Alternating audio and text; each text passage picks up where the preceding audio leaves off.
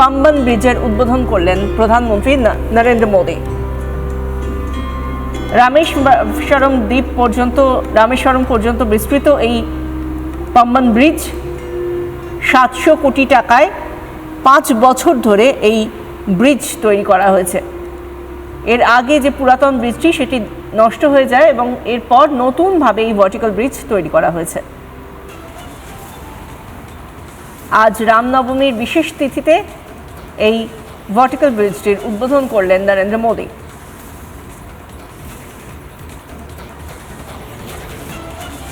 যে সময় তিনি উদ্বোধন করলেন এবং ফ্ল্যাগ অফ করলেন নতুনভাবে যাতে ট্রেন চলাচল শুরু করা যায় পাম্বন ব্রিজের ওপর দিয়ে, সেই সময় তিনি ট্রেনটি চলে যাওয়ার পরে আমরা দেখলাম যে একটি ইন্ডিয়ান কোস্টাল গার্ডের একটি স্টিমার সেটি গেল, যে সময় কিনা রিমোটের মাধ্যমে তিনি ভার্টিক্যাল ব্রিজটিকে দুটি অর্ধে খুলে দিলেন এবং তার সেই যে গ্যাপ তৈরি হলো সেই গ্যাপের মধ্যে দিয়ে স্টিমারটি গেল।